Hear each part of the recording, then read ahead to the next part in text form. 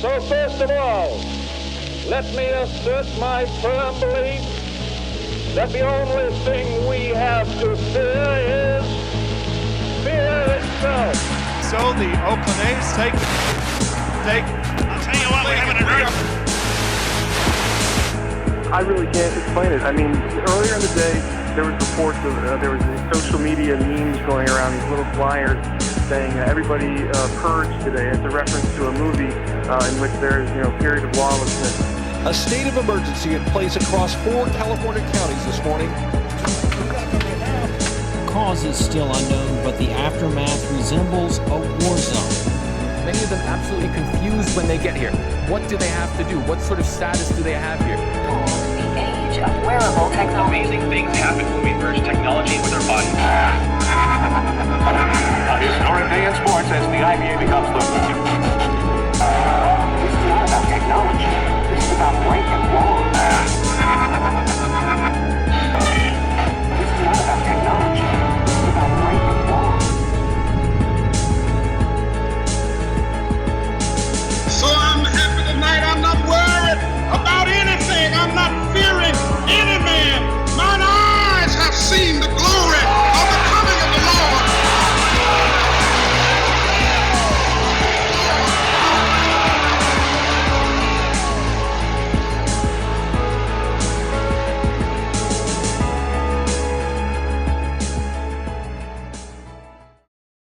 Let's jump in here today. I'm talking to you about fearless love. Touch your neighbor and say, love. Maybe you don't know him, and this was your opportunity to just say love to somebody that you hope you could love someday or that would love you. So this morning, I had a hard time waking up. Where are my morning people at? Morning people, I hate you. I'm kidding. I don't hate you. But I have a hard time waking up in the mornings, man. I am not, who else is like me and you just have a hard time in the mornings? You're not okay, I think the morning people outnumber the non-morning people. So I'm in the minority, I guess. But I am not a morning person. Man, I had the hardest time in the morning. My wife will tell you. It's just hard for me to wake up. And so this morning was no different. My alarm went off.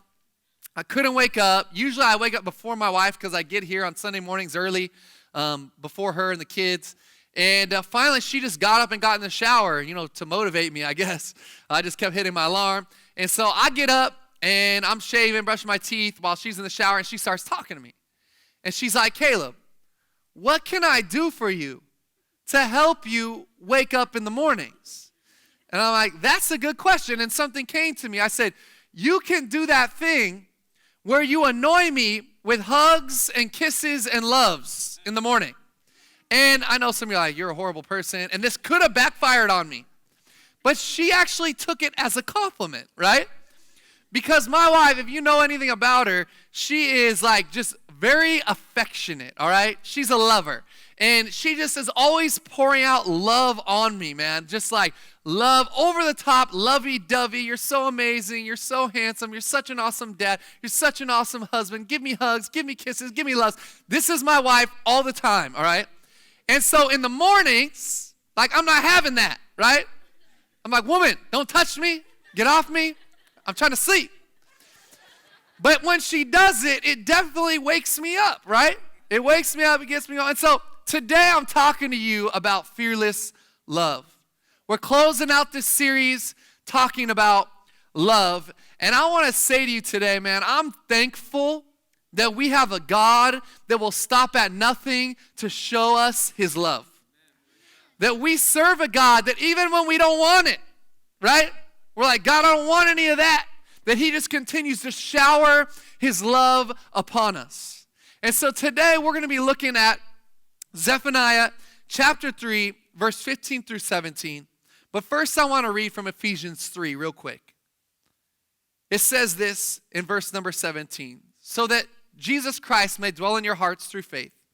And I pray that you, being rooted and established in love, may have power together with all the Lord's holy people to grasp how wide, and I'm using a different version than what you have on the screen, but how wide and long and high and deep is the love of Christ. How many are grateful for love that is wide and high and deep and long? And to know that this love surpasses all knowledge, that you may be filled to the measure of all the fullness of God. In order to live in the fullness of God, you have to embrace and begin to understand the fullness of God's love. If you don't understand and embrace the fullness of God's love, you can't understand and live out the fullness of God in your life. When you embrace this fullness of God's love, you live a life without fear. And God has called us to not be a people of fear. He's called us to be a people of faith. So I want to read from Zephaniah 3. So if you have your Bibles, it's one of the last books in the Old Testament, as I said. But I want to give you a little background because we need the context to understand what we're talking about this morning. Sometimes we read verses and we just say, oh, that's a great verse for my life, but we don't understand the context. And the verse may mean something completely different if you actually understood the context. So I want you to understand the context here before I read verse from chapter 3 of the book of Zephaniah. So Zephaniah is around 600 BC. This is a time when the Israelites have established themselves as a nation in the land of Israel, right? They've come out of the wandering and they've come into the promised land. They've established themselves. Now they have kings. They've gone through king after king, mostly bad kings, a few good kings. And Zephaniah is a prophet who's born under the reign of King Manasseh. Now understand that King Manasseh had ushered in a very dark time in the nation of Israel. King Manasseh's father had actually torn down all these places of idol worship. There were a lot of high places, a lot of places where they built altars to honor other gods and idols, and his father had torn them all down. Well, Manasseh grows up, his father dies, he becomes the king, and he decides to rebuild all of these places of idol worship. So he begins to rebuild altars and places of idol worship, high places. And he also reestablishes child sacrifice within this practice of sacrificing to idols. Now, that's like, you read that like, oh, that's no big deal. But I want you to put yourself in the situation where people are literally sacrificing children to appease a God that they believe is real, to appease multiple gods that they believe are real. In fact, Manasseh sacrifices two of his own children. His own children, sacrifices them to a god to appease them. And so this is the dark time that Zephaniah is born into. Well, as this goes on, the people have been led astray, and King Manasseh finally dies, and Josiah becomes the king. And Josiah is actually a good king. And now Zephaniah has become the prophet. They have a good king, and they begin to destroy these places of idol worship. They begin to destroy these high places, these altars. They stop child sacrifice. And so the book of Zephaniah is a word from God to the people of Israel. And the first 2.5 chapters are basically God calling them out and saying, you guys are jacked up, you're tripping, right? You've lost your minds, you're worshiping the wrong things, you're going after the wrong gods. You have to change your life, and God begins to call out them and call out the other nations that they'd also begin to fall into worshiping their gods. And then it comes to chapter 3, where God says, you've been doing all these things, you've been making all these mistakes, but guess what? There's still hope. There's still hope because I still love you. And so some of you came into this place, and I believe this is for you, because you've been living a fearful life, and a fearful life is the result of a life lacking love, true love, perfect love, which only comes from the Father, which only comes from our Savior. Zephaniah chapter 3, verse 15 through 17, here we go. Let's read. It says this: the Lord has taken away the judgments against you. He has cleared away your enemies. Now I want you to hear this, because I believe this is a word for some of you here today. This is a word for someone here today. Listen to me right now. You came in this place and you thought that God is a God of judgment. That God, all he does is judge you and everything that you do, everything you said. Maybe you grew up in a church or religious experience where all that was thrust upon you is judgment. And I'm here to tell you that God is a God of grace. And I believe that this word is for someone here today, that God is saying, I have taken away the judgments against you.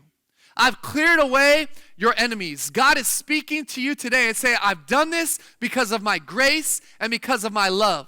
This is a church that will not be a church of judgment, but a church of grace and a church of love. And that's why I believe God wanted to speak to someone here today. Moving on. The King of Israel, the Lord is in your midst. You shall never fear again. On that day it shall be said to Jerusalem, fear not, O Zion. Let not your hands grow weak. The Lord your God is in your midst, a mighty one who will save. He will rejoice over you with gladness. He will quiet you by his love. He will exult over you with loud singing. Let's pray. Jesus, speak to us from your word. Give me the ability and clarity to share what it is you want these people to hear today. In your name, amen. So listen to me right now. I believe God's given me a word for you today, but I want you right now to come at this moment with expectation. Because I think sometimes we come into church just to go through the motions, to check it off our list because somebody brought us, drug us. Maybe you got drugged here today by a boyfriend or girlfriend. You're like, I like them, so I'll come. I don't know why you're here, but I'm here to tell you right now that God wants to speak to you. So I want to encourage you, whatever you came in here with, I want you right now to say, God, I'm expecting something. I want to hear something.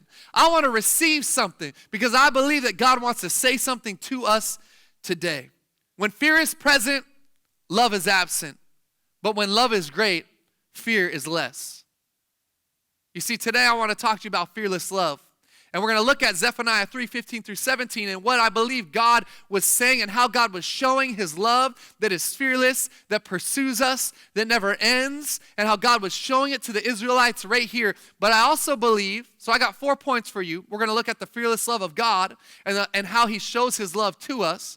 But I also believe in turn that as God's people, as Christians, if you're here today and you follow God, if you're not, that's okay. We're so glad you're here. I hope you learned something today. I hope that God speaks to your heart today. But those of us that are Christians, God, I believe, wants to show us not just his love, but how we are also to love the people in our lives.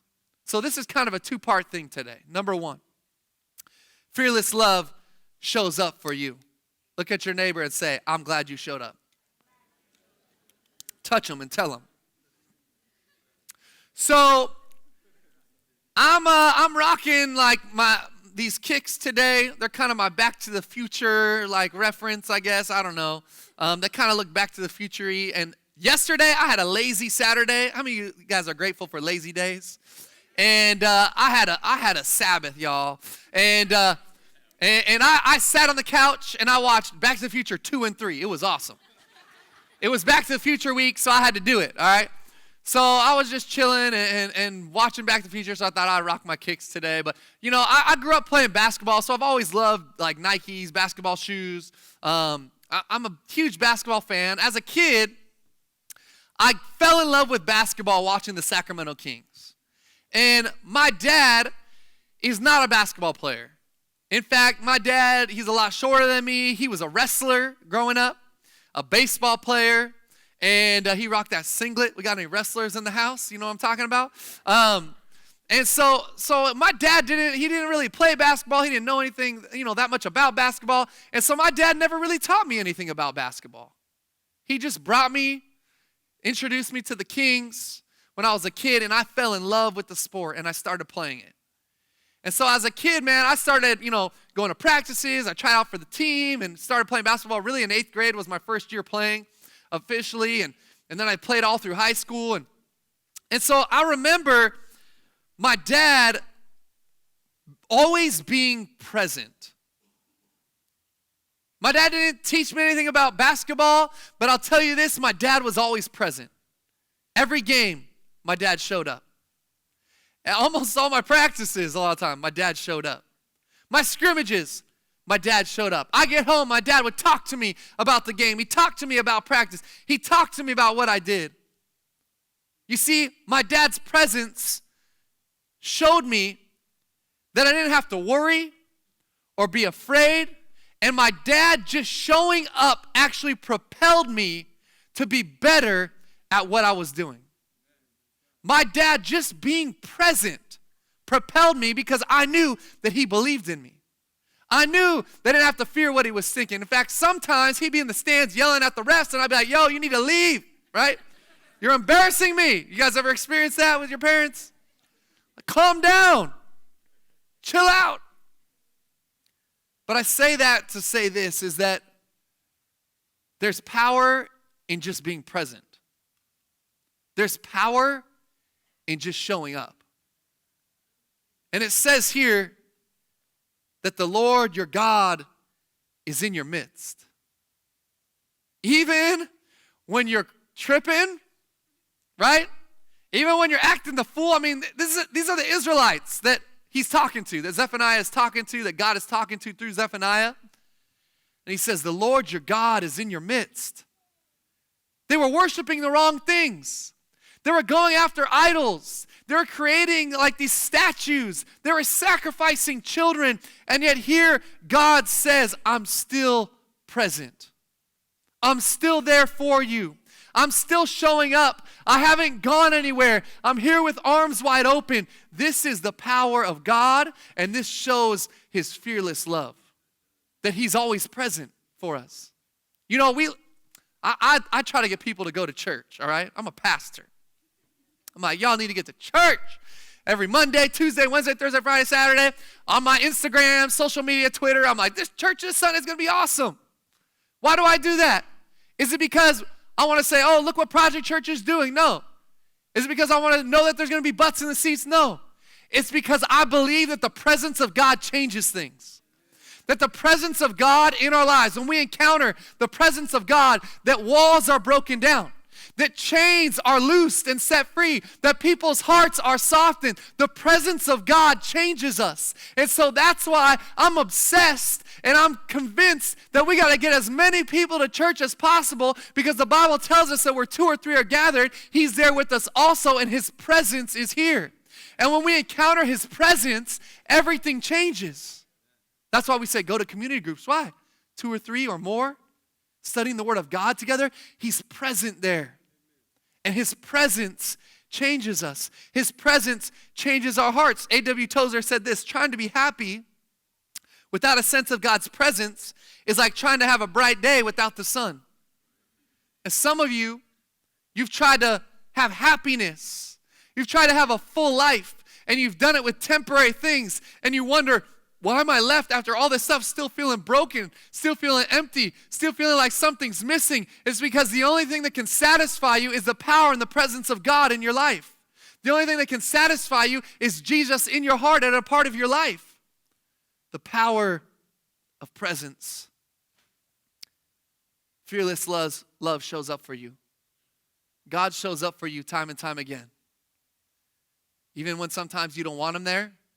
You're like me as a kid. My dad's in the stands. I'm going, Dad, you can leave. Some of you have tried to push God away. Say, God, I don't think I want you here in this part of my life. And yet God continues to show up. He says, it doesn't matter how much you've sinned.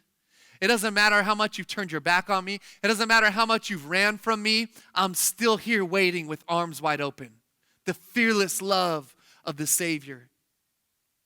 There's power of being present. I want to ask you, do you show up? Are you showing up for the people in your life? God shows up time and time again for you, but are you showing up for people in your life? There's power in being present, man. I could care less about a bunch of preschoolers singing songs, okay? My 2 boys are in preschool. You ever been to one of these performances? It's horrible. Like, I walk in there and I get anxiety because all these kids are just like rolling around on the stage and they're trying to like corral them. It's like herding cats, right? Like they're on these risers and they're supposed to be singing these songs, and it's madness. I'm sitting out there just like, oh, I can't handle this. Like, I'm not into it, all right? It's not awesome. So I sit there and these kids and they don't sing, they just yell. You ever experience it? You ever gone to one of these preschool performances? But let me tell you something right now. If my boys are singing in that choir, I am there every single time. I would never miss a performance. I don't care what important thing is going on, it's getting canceled because I got to go watch my kid sing. And let me tell you something, I get there and I'm watching, there's like 100 kids in the choir, and I'm sitting out there going, oh my goodness, I can hear my kid. He's better than all the rest of them. He's a prodigy. And look how much cuter he is than all of them. Look how much more well-behaved he is than all of them. And I'm sitting there, right? And I'm watching this. I'm watching my kid, and I'm just going, this is amazing. My child is amazing. My child is the greatest. Now, obviously, I would not pick to go to a preschool performance, but when my son is performing, I'm there every single time. Do you show up for the people in your life? You see, some of you think you're pretty awesome, and God's up in heaven going, yeah, not so much, right?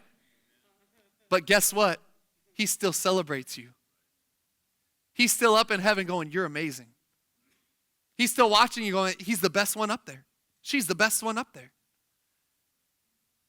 God shows up for us time and time again. He shows up in our lowest times. He shows up in our time of need. He's there in the valley. He's there on the mountaintops. Are we showing up for people in our lives? Are we showing up for our friends? Are we showing up for our family? Are we showing up for our spouse? Are we showing up maybe even for your coworkers, someone that God might be calling you to show up for? Fearless love shows up. Number 2, fearless love sacrifices before you. It says here, a mighty one who will save in Zephaniah 3. He is a mighty one who will save. You see, we serve a God that sacrificed what was most near and dear to him. He sacrificed his son for you. So I'm here to tell you that the only reason that God might ask a sacrifice of us is because he first made the greatest sacrifice for us. He sent what was most near and dear to him. 1 John 4:10 says, this is real love. This is real love. Not that we loved God, but that he loved us and sent his son as a sacrifice to take away our sins. You see, he sacrificed for us. Fearless love makes sacrifices. And God set the ultimate example of sacrificing for us. Now, this isn't something we like to talk about in church. You know, I like to talk about, yeah, you serve God and he's just going to give you everything you want. And that's what we hear in the church probably too much these days. This idea of prosperity, that if you serve God, that he's like this ATM machine just dishing out. You just punch in the numbers, what you want, it's going to come out for you. But the Bible says that we need to take up our cross and follow him. I believe God has called us to be people of sacrifice. That we would sacrifice for him and we would sacrifice for the people in our lives. Man, I love cruise control. I live for cruise control. I like just going on the highway just so I can use cruise control. So I get on the highway, man, and I punch in set my cruise on and set it at the speed. And once cruise is set, my foot is going nowhere near the brake pedal. In fact, if I come up on somebody, heaven forbid I would hit my brake. I got one of those toggle things. So I come up on someone, I'm just like, you know what I'm talking about? Like, slow down. And I'll come up on them super close, and my wife gets so annoyed with me. She's like, Caleb, what are you doing? I'm like, woman, I'm not hitting my brake. Toggle. I get up on them close. I'm flashing my lights. I'm honking. Like, I don't have road rage, but you mess with cruise control, I will mess you up, all right? So I'm toggling down, and then they get over, and then what do? I'm not putting my foot on the gas either. I'm toggling up. Boom, boom, boom, boom, boom, boom, boom, boom. Got to get it back up to speed, right? And you guys are laughing because you feel me. You feel me. I hate hitting the brake once I've set my cruise. It's not going to happen. But I was thinking about it this week, and it happened this week with my wife and I, and she was like, what are you doing? Calm down, just hit the brake. It's not that big of a deal. And I was thinking about, and this is how we are in life, I think. Like, we set our cruise control. We get locked into how we want to do it, how we want to go, our speed, our lane, and we're not stopping for anybody. But I believe God is saying to us, man, you got to sacrifice for the people in your life. That means you might have to pump the brakes once in a while. You might have to slow down for some people in your life. You might have to get over to come alongside of them. And some of us are so stuck in, man, I want to cruise. I got my thing. I got my plan. I got my setting. I got my speed. I'm not slowing down for anybody. And God's saying, no, I've called you to sacrifice for everybody. I've called you to be a person that sacrifices for those in your life, for those that you come in contact with, that sacrifice, because when we sacrifice, guess what we're doing? We're showing love, the love of the Father, the love that he pours out on us. And he made the ultimate sacrifice, and he asks just little sacrifices of us from time to time. We got to be people that sacrifice. God goes the extra mile for his people. He pursues them. He's been pursuing us. I mean, again, here's these Israelites pursuing all the wrong things, sacrificing to idols. They have literally pushed God out of their nation, and yet he continues to pursue them. He continues to show up. He continues to say, I will save you. I have come to save you. So I want to ask you, are you sacrificing for the people in your lives? And it doesn't even have to be a big thing. It might just be a small thing. But we got to be people of sacrifice for others. Third, fearless love celebrates over you. I think this is my favorite point today. I think this is my favorite one. It says here, Zephaniah 3, verse 17, it says, he will rejoice over you with gladness. He will exult over you with loud singing. Now, the Sacramento Kings season kicks off this week. Did you guys know that? This Wednesday night, kicking off the season. And for the last 3 years, I've told my wife, every single year, we're going to the playoffs this year, babe. Last year, I was like, Chrissy, we're going to be the 7th or the 8th seed. It's a done deal. It's a lock. We're going to the playoffs. We're looking good. We won like 29 games, right? But every year, man, I celebrate the Kings at the start of the year. I can't wait for this season to start, man. We got Rondo, DeMarcus, Rudy. We're looking good, people. Here's what I believe. In our lives, we get what we celebrate. So I'm going to keep celebrating the Kings because I'm believing for a playoff team. All right, y'all? No, I know this is trivial. It's basketball. It's the NBA. But we need to celebrate the people in our lives. We need to celebrate the good things in their lives. We need to celebrate their victories. And I love that God celebrates us. And here it says that he's exalting over them, right? He's rejoicing over them with gladness, exulting over them with loud singing. And man, I got to celebrate my wife. I don't know where she is. She's somewhere in here.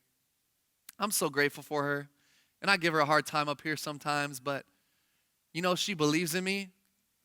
And some of you are like, yeah, well, that's cool because you're like, you stand on a platform and she probably tells you what a great pastor you are. But no, you know what she tells me? She tells me I'm a great man. She tells me I'm a great husband. She tells me what an amazing father I am. That's who I am. What I do up here, this is not who I am. And I try to be as real as possible with you guys, okay? But this is the smallest part of my life. The greatest part of my life is how I live when I walk off this platform and out those doors. And my wife, she literally celebrates me, and I can tell you right now that it has propelled me to be a greater man, and I believe a better pastor, and I believe a better leader because I have someone that celebrates me in who I am. And so I got to celebrate over her real quick. It got a little too serious right now, so it says that God sings over them with loud singing. So I'm just going to sing over my wife right now. Y'all ready? I would never find another lover sweeter than you. No, I'm just kidding. Just had to pull out a little Casey and JoJo. All my life. Okay, I'm done. Pray for someone like you. Okay, let's move on.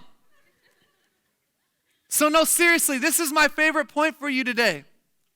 Because I believe there's power in celebrating. And I love that we serve a God that celebrates over us. I mean, he celebrated over these Israelites who'd lost it, who'd gone the wrong way, who'd pushed him out of their lives, and yet still it says, I will exult over you with loud singing. I will rejoice over you with gladness. We have this image of a disapproving God when I believe it's in fact the opposite. We have a God that loves us, that pours out praise upon us and says, you're not perfect, but guess what? That's why I sent my son, because he was the perfect one. And I sent him, and I still care about you, and I still love you, and I still believe in you, and I still have a purpose for you. And we're up there, we're like those little kids, man. We're like those preschoolers singing those songs. And God's just rejoicing over us. He's celebrating over us. He's saying, just keep coming after me. My love is so great. Are you celebrating the people in your lives? You know, I also believe we're celebrating the wrong things today. This world tells us to celebrate the wrong things. I was reading this article yesterday, and it was about a pastor in Singapore. He has a church of 30,000 people, and he's about to go to jail for probably 20 years, and he's 50 years old, so it might be the rest of his life, because he spent $37 million of the church's money on his wife's pop music career. Yeah, that's pretty shocking, isn't it? And I was reading this, and I was heartbroken, and my spirit was grieved. And I'm not here to say, look at these people, we need to judge them. No. But I'm here to say, you know what happened? They wanted to celebrate the wrong things. They begin to celebrate being successful in man's eyes. They begin to celebrate having a name or notoriety or being famous. And that's what the world would try to tell you to celebrate. But I'm here to tell you that God's kingdom is different. In fact, he says, you want to be first, you got to become last. You want to be elevated, you got to become the servant of all. God's kingdom says we got to be people that serve. We got to be people that sacrifice. We need to celebrate the right things. So you know what I want to celebrate today? You know, I get celebrated. People come to me, Caleb, that's such a great message. Thank you. You know, I give God all the glory. But here's the thing. I want to celebrate the people that come here every Sunday morning and show up at 5 a.m. to set up this sound system. You don't know them. You don't see them. We need to celebrate them. I want to celebrate the people that come here and set up coffee and snacks before some of you are even awake, so you can come in here and sip some coffee and feel good and have a tummy full. I want to celebrate them. Yes. God celebrates over us. We need to celebrate over the people in our lives. Some of us get bitter when people we know have good things happen to them. We say, they got a raise. Why didn't I get a raise, God? Maybe if you celebrated things, God might start pouring those same things out on you.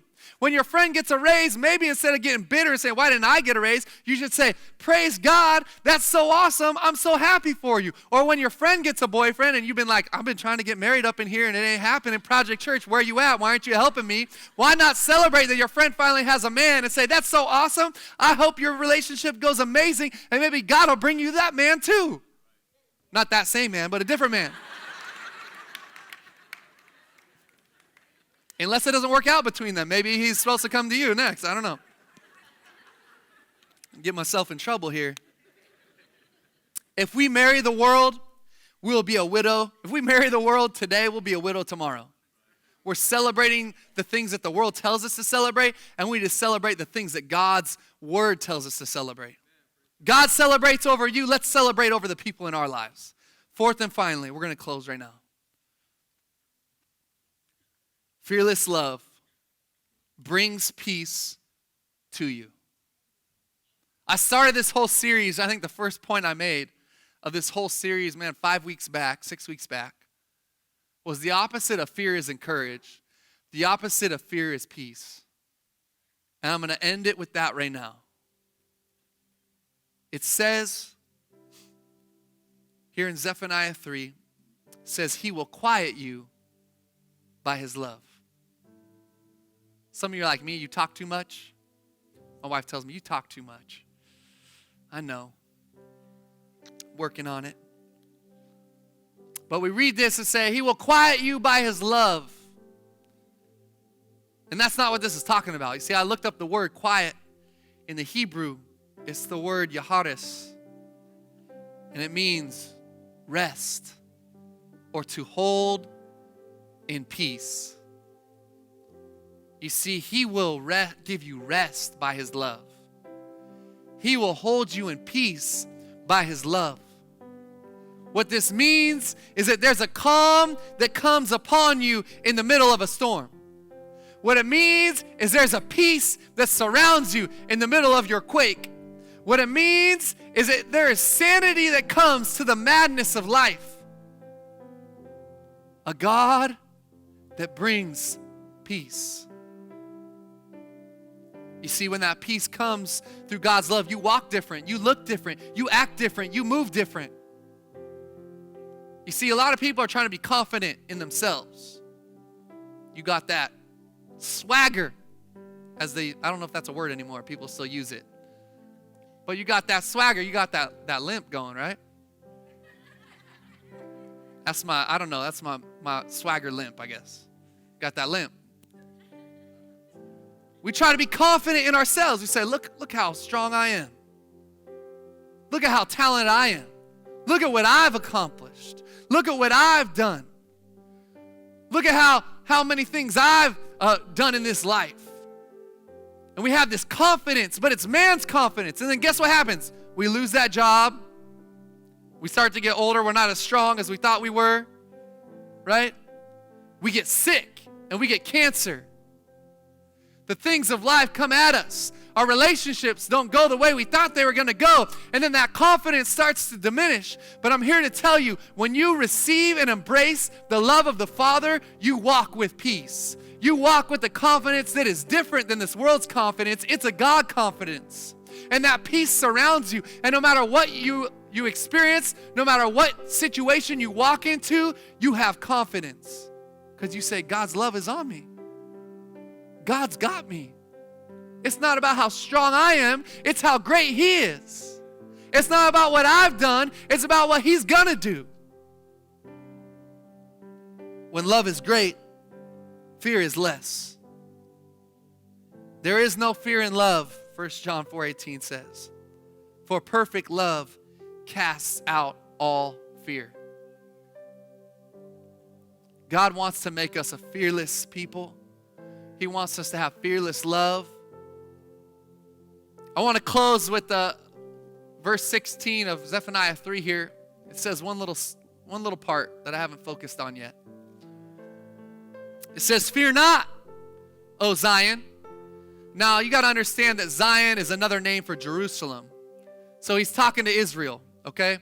Jerusalem, the capital of Israel. He's talking to the people of Israel. The people of Israel were the people of God. And guess what? You're the people of God. So he's talking to you. He says, fear not. Let not your hands grow weak. Some of you are like, Caleb, I'm not strong of myself. I feel weak a lot. I feel weak in my job. I feel weak in my marriage. I feel weak in my relationships. I feel weak as a parent. I feel weak as a friend. Well, guess what? God is saying to us, fear not, and just walk in my love. Fear not, and embrace the fullness of my love. Because when you embrace the fullness of my love, you understand the fullness of who I am. The love of God isn't weak. The love of God is strong. The love of God removes all fear. When you walk into the fullness of God's love, you don't have to fear any longer. You don't have to worry. You don't have to say, I might grow weak. You will be strong because the love of God is strong. And I read this at the beginning, and I want to read it one last time. And I'm reading it in the NIV. But I love Ephesians 3 and how it talks about God's love. It says that you may have power together with all the Lord's holy people to grasp how wide and long and high and deep is the love of Jesus Christ. The love of God is wide. It's a foundation for you to stand upon. The love of God is wide. The love of God is deep. It's got roots that go deeper than you can even see. And no matter what storm comes along, and no matter what you might encounter, no matter what you might go through, no matter what mistake you might make, when you are firmly planted in the roots of God's love, it goes deep. You will not be swayed. You will not be moved. The love of God is high. It's high, man. We got telescopes that can shoot higher than ever before today, don't we? The love of God is higher than all that. The love of God goes on and on. The love of God is long. And this is what I'm talking about. It doesn't matter how far you run, the love of God will chase you. The Bible says that nothing can separate us from the love of God. God's love will chase us. It goes on and on and on. The love of God is so long that no matter how far you run or how hard you try, it chases after you. It pursues you. The love of God, a fearless love that comes after us day after day, week after week, month after month, year after year. Will you embrace the love of God? And will you live the love of God when we walk out of these doors? You see, today was about encountering and embracing the fullness of God's love. God is the one of fearless love, but He's also calling us to live this love when we go out from this place. A church of fearless love. Would you bow your heads with me across this place?